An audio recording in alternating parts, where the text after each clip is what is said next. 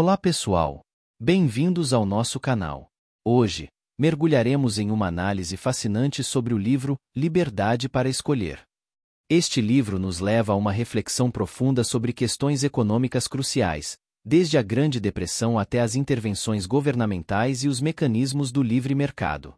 Vamos explorar como a não intervenção da Reserva Federal desempenhou um papel fundamental na Grande Depressão e como a liberdade de escolha pode ser um catalisador para uma sociedade mais próspera e equitativa. Preparem-se para uma jornada de insights e reflexões sobre o poder das escolhas individuais e o funcionamento dos mercados. Vamos lá! A deflação nos anos de 1930 foi um ponto crucial na história econômica. Muitos economistas a veem como o caso de estudo definitivo sobre a fraqueza do sistema capitalista e como a justificação original para as políticas keynesianas. A análise posterior do período revelou que a inação do sistema de reserva federal contribuiu mais para a Grande Depressão do que se pensava anteriormente. As questões monetárias desempenharam um papel significativo na severidade da depressão. A falha do Fed em lidar com a constrição da massa monetária em circulação na economia dos Estados Unidos exacerbou o período, transformando uma recessão curta em uma longa depressão.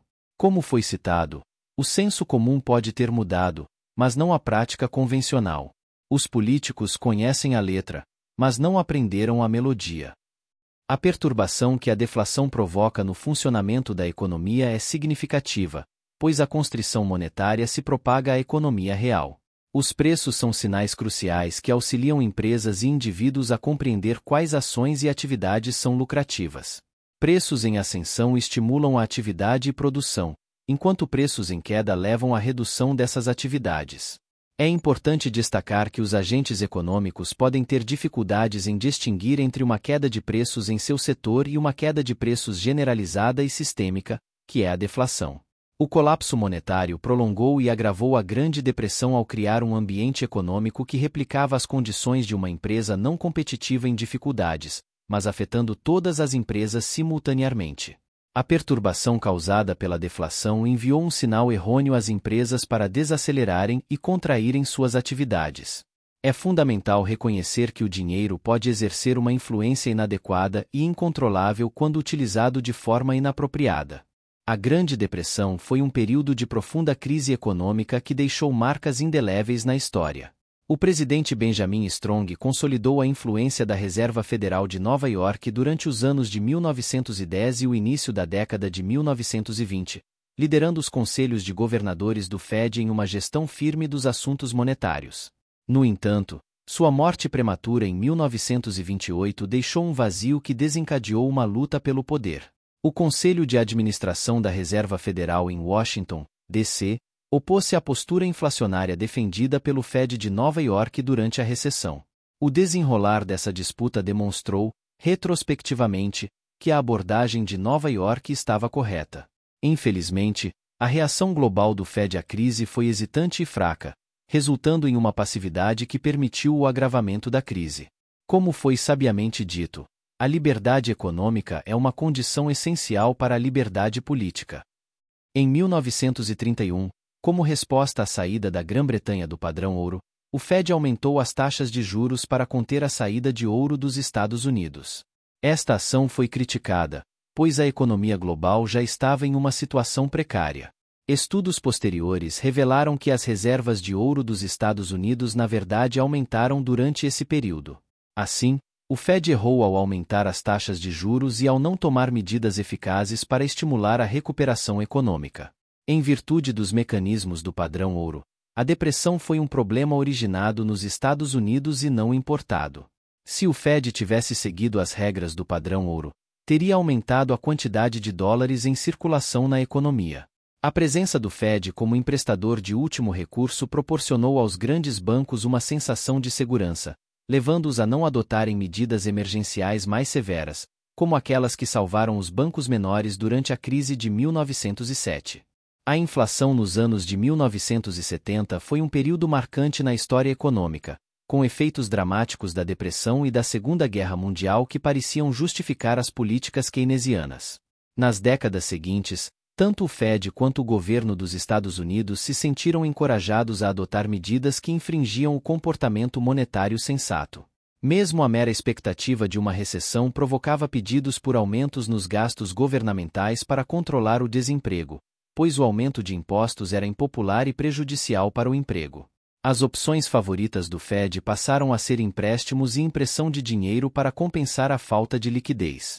O mecanismo perturbador que causou danos durante a depressão, que funcionava temporariamente com o aumento de preços induzindo as empresas a acreditar que eram individualmente competitivas e que deveriam expandir, logo perdeu eficácia quando os executivos perceberam a presença da inflação e incorporaram expectativas inflacionárias em seus comportamentos e contratos. Como sabiamente disse, a depressão foi provocada pela incapacidade do governo, não pelas empresas privadas. Durante os anos de 1970, os governos relutavam em admitir que a impressão de dinheiro era a causa da inflação persistente, tentando, ao invés disso, atribuí-la a choques externos e outras variáveis incontroláveis. A reação instintiva do governo dos Estados Unidos foi impor o controle de preços e salários, apesar da experiência de séculos mostrando que tal medida não traz resultados positivos, acabando por penalizar apenas os mais fracos e desafortunados. É importante reconhecer que a política monetária do governo é a principal causa da inflação, um fenômeno fundamentalmente monetário causado pelo aumento da quantidade de dinheiro em circulação na economia, em uma proporção maior do que o aumento do produto dessa economia. Interesses especiais desempenham um papel significativo no sistema político dos Estados Unidos, onde grupos poderosos frequentemente influenciam o processo político em detrimento do interesse geral. Esses grupos motivados conseguem sobrepor suas preocupações aos interesses de outros, aproveitando-se de recursos significativos para influenciar decisões políticas. Os cidadãos comuns muitas vezes se sentem incapazes de intervir efetivamente, negligenciando os pequenos custos que pagam em comparação com os benefícios adquiridos pela minoria privilegiada. Muitas vezes, esses interesses especiais recorrem ao lobby, utilizando recursos públicos de forma desproporcional, resultando em um desperdício para a sociedade. Por exemplo, entidades profissionais frequentemente defendem a imposição de processos de certificação rigorosos, sob o pretexto de proteger o interesse público, quando na realidade estão buscando limitar a concorrência para manter preços elevados. Como observado, o sistema não só tinha um mandato legislativo para evitar o colapso monetário dos anos de 1930, como poderia ter feito se tivesse usado de forma sábia os poderes que lhe tinham sido conferidos pela Lei da Reserva Federal. Os sindicatos muitas vezes buscam aumentar os salários de seus membros por meio da mecanização e da redução do número de funcionários, o que pode prejudicar os trabalhadores menos qualificados e não sindicalizados. Embora os sindicatos aleguem representar todos os trabalhadores, algumas de suas ações acabam beneficiando apenas os de salários mais altos, em detrimento dos desempregados e dos trabalhadores de baixa renda. Por décadas, os economistas defenderam o livre comércio, no entanto, o protecionismo persistiu. Setores manufatureiros em dificuldades muitas vezes buscam proteção contra a concorrência estrangeira, elevando os preços de seus produtos.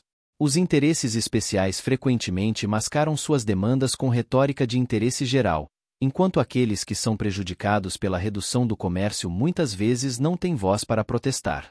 Em vez de conceder ajudas aos governos estrangeiros e promover o socialismo, os Estados Unidos deveriam fomentar um ambiente de comércio mais livre para incentivar a iniciativa empresarial.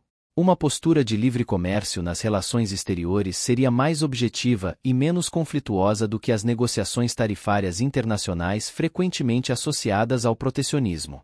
Essa abordagem promoveria um ambiente econômico mais dinâmico e próspero, incentivando a competição e a inovação. No entanto, o protecionismo persiste devido aos interesses especiais de setores específicos da economia, que buscam vantagens competitivas em detrimento do bem-estar geral. Como resumiu de forma precisa, se $100 de outra pessoa estão disponíveis, vale a pena gastar até $100 para ficar com eles. Portanto, em vez de se envolver em negociações tarifárias que frequentemente resultam em conflitos de interesses, os Estados Unidos poderiam adotar uma postura mais consistente de apoio ao livre comércio. Isso não apenas reduziria a influência dos interesses especiais sobre a política econômica, mas também contribuiria para um sistema mais justo e eficiente, beneficiando tanto a economia doméstica quanto as relações internacionais. O grande governo. Graças às vitórias contínuas de diferentes interesses especiais e às políticas keynesianas errôneas de pleno emprego, o governo agora tem uma intervenção exagerada na economia americana. A sociedade deveria impor ao governo que ele tratasse apenas das atividades que faz melhor, mantendo o governo ao seu serviço e impedindo-o de se tornar dono da sociedade. Quando os impostos se tornam tão altos como eram nos anos de 1970, a sociedade se torna conivente com a prática de evasão fiscal. As pessoas perdem o respeito pelo governo em geral e pela autoridade do sistema legal. Se uma elite não teve o direito de impor a sua vontade aos outros, nem nenhum outro grupo o teve, mesmo se em maioria. Apesar das repetidas falhas das políticas governamentais bem-intencionadas em proporcionar benefícios objetivos, frequentemente as pessoas ainda veem o governo como a solução para muitos problemas. Programas que os governos iniciam com intenções humanitárias nobres acabam por ajudar apenas os membros da classe média que se destacam na disputa política pelos fundos. Aumentar os subsídios sociais aos pobres não só prejudica e destrói a família, mas também mina as fontes da atividade filantrópica. Focar demasiadamente na igualdade de resultados pode sufocar o talento e restringir as oportunidades de sucesso individual. Esta ética perversa poderia levar a que se desse o máximo treinamento musical aos jovens com menos habilidades para a música. À medida que o governo cresce, seus distantes níveis de poder acabam puxando em direções diferentes. Por exemplo, um grupo pode focar em tentar reduzir o consumo de tabaco, enquanto, em outro edifício, outros funcionários preparam subsídios a produtores de tabaco em dificuldades. O mercado é a melhor proteção. As melhorias no nível de vida do trabalhador comum desde o século XVIII são fundamentalmente atribuídas ao funcionamento do capitalismo, baseado na livre escolha. Dadas as diferenças de capacidades, a desigualdade é inevitável.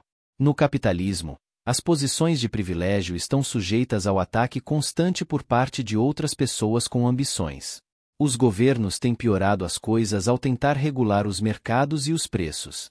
As marcas de confiança e a atenção cuidadosa dos varejistas à qualidade e reputação de seus produtos contribuem mais para a excelência e qualidade do que a regulação governamental. Um cargo como funcionário público em Washington tornou-se um aprendizado para uma carreira bem-sucedida nos negócios. Quando os choques do petróleo dos anos de 1970 limitaram as importações de gasolina, a regulação de preços pelo governo dos Estados Unidos provocou o resultado usual do planejamento socialista: longas filas. Os preços são a voz do mercado e transmitem informações importantes. Quando o governo distorce a livre expressão desse sistema de comunicação, ocorrem inevitavelmente resultados aberrantes, como escassez e excedentes.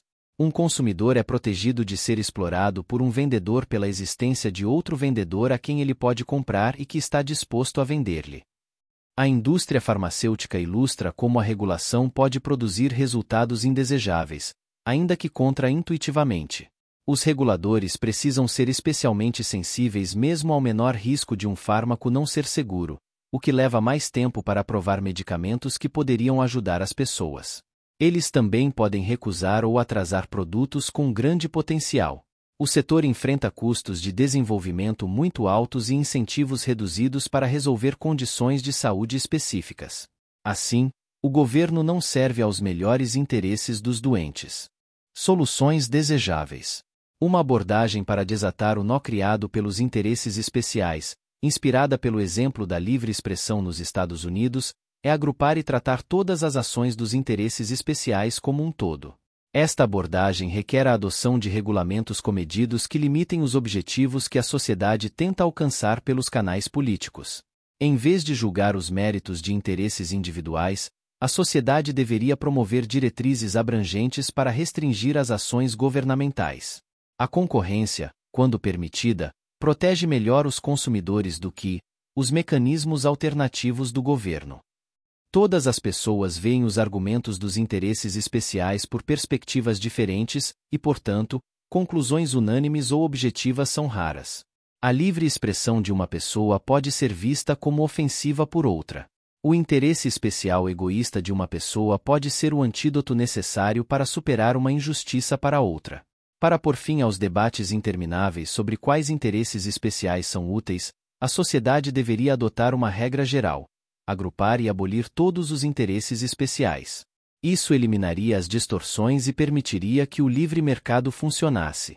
Sem os interesses especiais distorcendo a economia e a política, o governo pode voltar a ser o árbitro do jogo econômico, e não o sobrecarregado pai de todos em geral.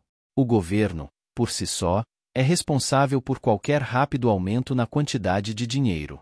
Isso tem sido a maior fonte de confusão sobre a causa e a cura da inflação. A Constituição dos Estados Unidos defende que mesmo um governo apoiado por uma maioria da população não deve sobrepor-se à liberdade dos indivíduos ao impor uma taxação para programas governamentais questionáveis. Se uma elite não teve o direito de impor a sua vontade aos outros, nenhum outro grupo o teve, mesmo se em maioria. O governo é democrático em termos de envolvimento de todos, mas não em termos de aplicação da regra da maioria. Dada a forma como os interesses especiais podem condicionar o sistema político, usar adendas à Constituição para complementar e reforçar é a melhor defesa. A aprovação de uma declaração de direitos econômica transcenderia as políticas do dia a dia, protegeria as políticas públicas dos caprichos de administrações passageiras e ajudaria a promover o livre comércio. Ela impediria o controle de salários e preços, evitaria as restrições indevidas à entrada de profissionais e simplificaria a tributação. Ela também imporia regras sobre empréstimos governamentais e impressão de dinheiro.